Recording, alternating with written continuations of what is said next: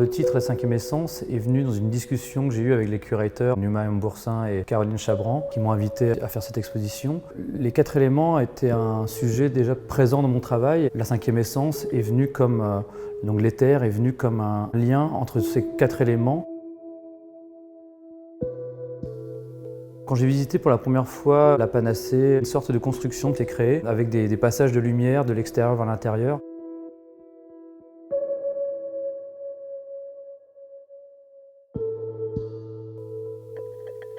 Autour de l'exposition, il y a des lucioles que j'ai créées avec du verre phosphorescent. Je voulais aussi que cette matière apparaisse parce que la Panacée, c'est une école de pharmacie, une école de sciences. Ces lucioles sont des insectes comme ça suspendus au plafond qui guident le spectateur dans cette déambulation, qui sont à la fois un lien au feu mais un lien à l'air.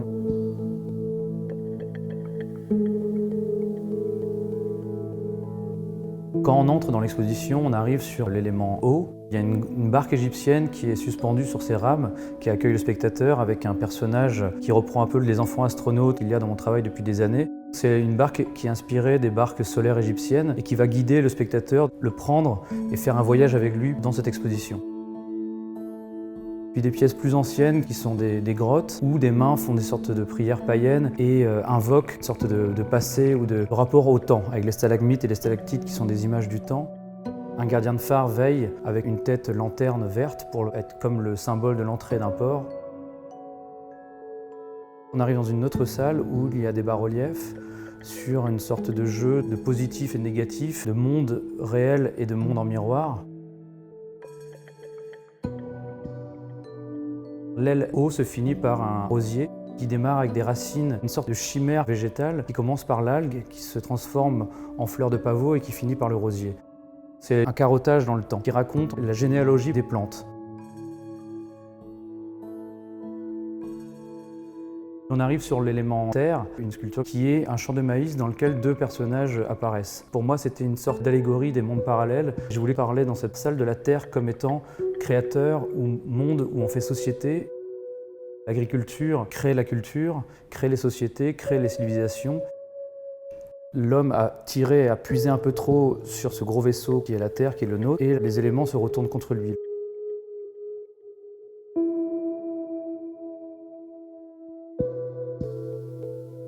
Les personnages présents ont des lunettes. Ce sont des lunettes qui à la fois représentent une pièce de monnaie qu'on posait sur les yeux pour le passeur dans l'Antiquité, mais aussi des lunettes pour regarder un futur, regarder une éclipse, regarder un essai nucléaire, regarder vers le ciel pour commencer à se poser des questions sur notre place dans l'univers. Il y a des sauterelles qui sont comme des sortes de gardiens un peu des éléments et d'un renversement climatique.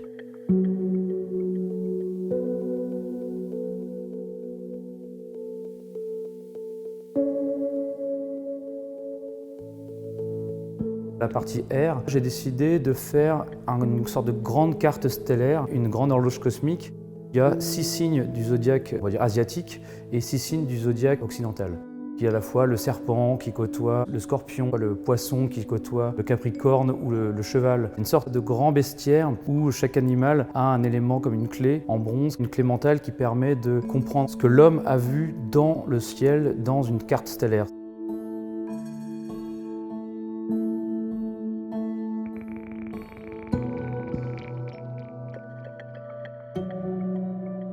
Je voulais parler plus de l'éther. Ça serait ce 5e élément, cette 5e essence qui a été dans l'Antiquité un peu la matière où on se disait c'est celle qui relie peut-être le magnétisme, celle qui porte la lumière. Maintenant on parle plus de quantique ou en tout cas de matière noire. C'est ce mystère qu'il y a entre les choses.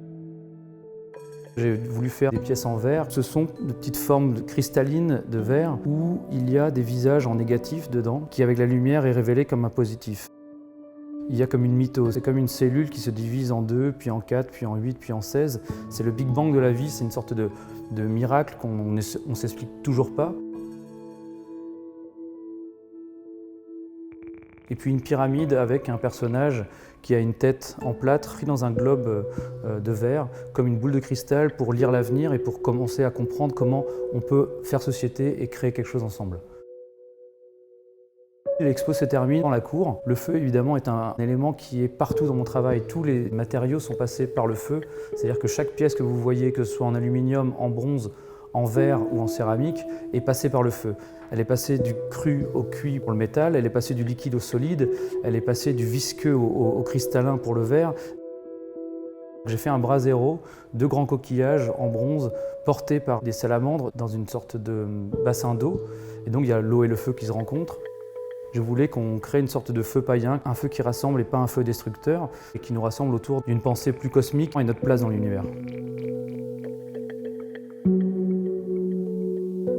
L'exposition que j'ai produite à la Panacée, au MOCO à Montpellier, va voyager et aura une deuxième histoire au Tang Shanghai pour ouvrir encore les portes de la perception.